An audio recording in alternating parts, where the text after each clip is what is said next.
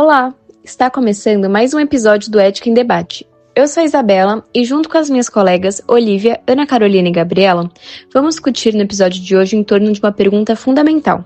Somos donos de nós mesmos? Uma pergunta que à primeira vista parece ser simples, mas que esconde um debate filosófico profundo sobre liberdade, justiça e responsabilidade.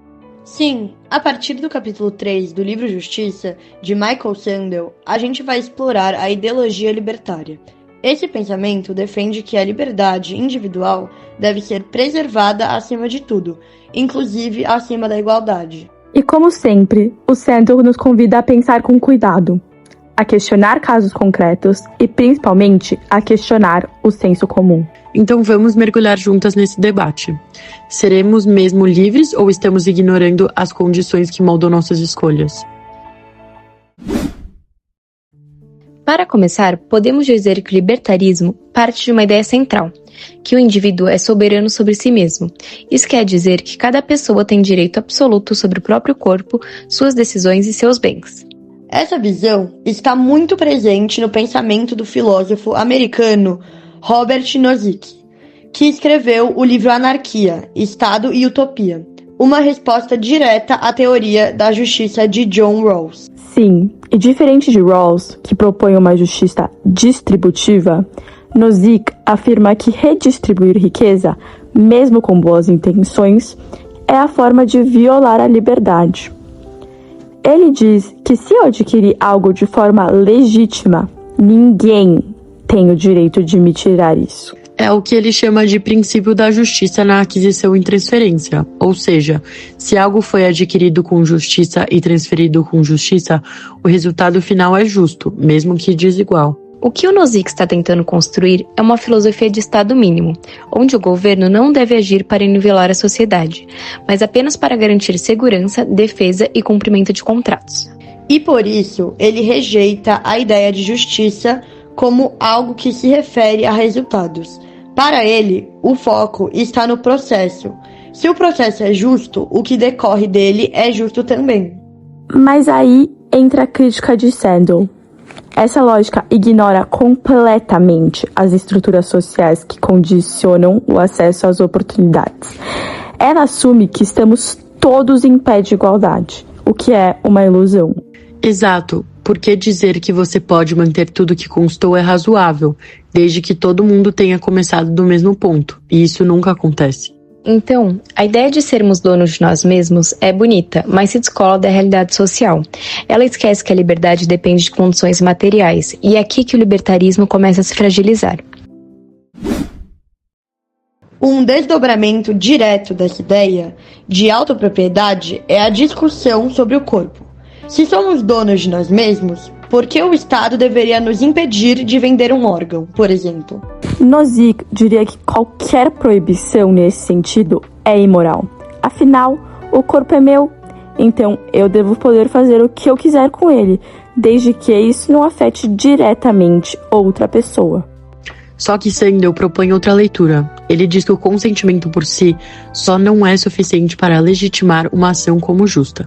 É preciso considerar as circunstâncias em que esse consentimento é dado. Sim, porque se uma pessoa vende o rim porque está passando fome, a gente pode mesmo chamar isso de uma escolha livre?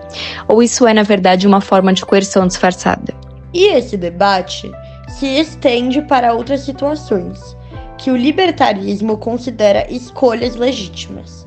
Prostituição, trabalho precarizado, até contratos que envolvem riscos altos, como reality shows extremos. Sandel argumenta que a justiça precisa ir além da liberdade formal. Ela precisa proteger a dignidade, e a dignidade não é negociável, mesmo que alguém aceite abrir mão dela. E tem um ponto ético muito forte aqui. Se a sociedade aceita que tudo está à venda, inclusive partes do corpo, o que ela está dizendo sobre o valor da vida humana? É uma questão de fundo. O que deve e o que não deve estar sujeito às leis de mercado. Nem tudo que pode ser comprado deveria ser. E quando aceitamos essas trocas, como se fossem simples contratos, estamos naturalizando desigualdades. Estamos tratando desigualdade como uma escolha. Agora vamos para outro ponto delicado do libertarismo: os impostos. Para Nozick, obrigar alguém a pagar impostos para ajudar outra pessoa é uma violação da liberdade.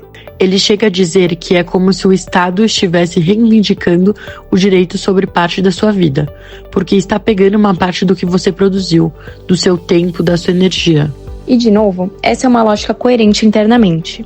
Mas o Sandel questiona: o quanto daquilo que a gente conquista é realmente mérito nosso? E o quanto depende da sociedade?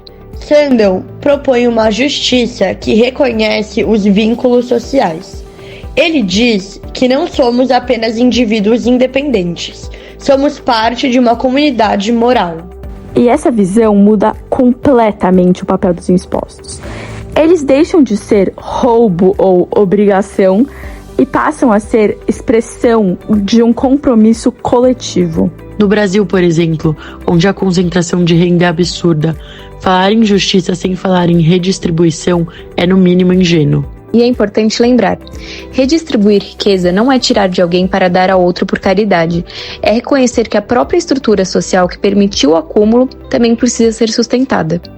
É uma justiça que leva em conta o contexto, e não só os contratos, e que entende que, às vezes, justiça significa agir, e não omitir.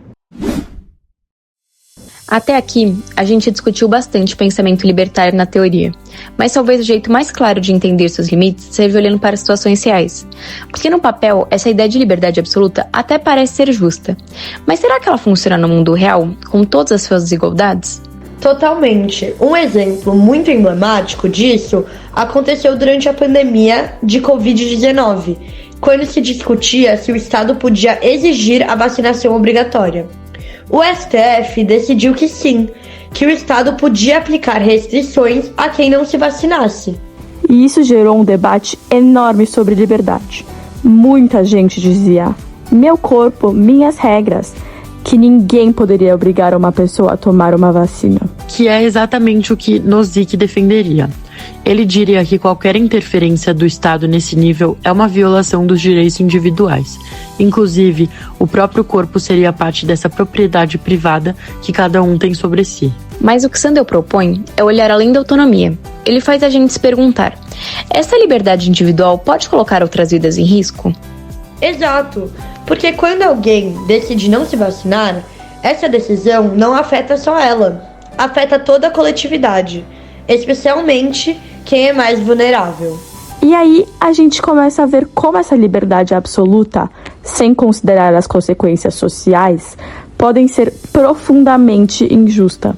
Sandel mostra que a justiça exige mais do que não interferir, exige uma responsabilidade mútua. E essa mesma lógica aparece em outro caso, que marcou muito o Brasil, o do motoboy Matheus Pires. Ele foi vítima de insultos racistas enquanto trabalhava, e o agressor depois alegou que estava só exercendo sua liberdade de expressão. É o mesmo argumento, o direito individual acima de tudo. Mas a gente precisa pensar: o que significa liberdade de expressão quando ela fere a dignidade de outra pessoa? Quando ela se sustenta em uma estrutura de exclusão? Sandel é bem claro nesse ponto. Ele diz que a justiça não pode ignorar o impacto das nossas ações, e nesse caso o impacto é violento.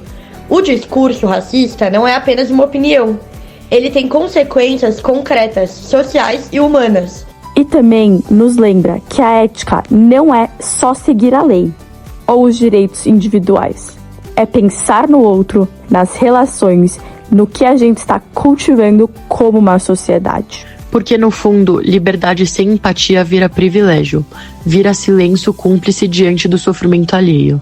Esses dois casos mostram que a pergunta não pode ser apenas o que eu tenho o direito de fazer, mas sim, qual é a responsabilidade que vem com esse direito? E talvez seja aí que a ética começa de verdade. Então, voltando à pergunta inicial, somos donos de nós mesmos? Talvez a gente possa dizer que sim, somos donos de nós mesmos, mas só até certo ponto. Sim, porque viver em sociedade exige reconhecer que nossas ações afetam outras pessoas e que liberdade sem responsabilidade pode ser apenas egoísmo sofisticado. Sandel chama atenção para algo que muitas vezes esquecemos, que a justiça envolve virtude. Envolve refletir sobre o bem comum e não apenas sobre os direitos individuais. E essa talvez seja a maior crítica ao libertarismo. Ele não oferece uma visão de sociedade, ele fala de indivíduos, mas a justiça não é algo que se constrói sozinho. Ser dono de si mesmo é importante, mas ser responsável pelos outros é fundamental. Ética, nesse sentido, é reconhecer que o outro também importa. Sandel não está propondo o fim da liberdade, mas está dizendo que ela não pode ser o único critério para definir o que é justo. Porque, no fim, ninguém se liberta sozinho. Esse foi o Ética em Debate de hoje. Esperamos que esse episódio tenha te feito pensar mais a fundo sobre o que significa agir com liberdade e com justiça. Se gostou, compartilhe com alguém. E mais do que isso, leve esse debate para a sua vida, para a sua prática e para a sua comunidade. Nos vemos no próximo episódio. Até lá, que a liberdade seja sempre acompanhada de consciência. Tchau, pessoal. Até a próxima.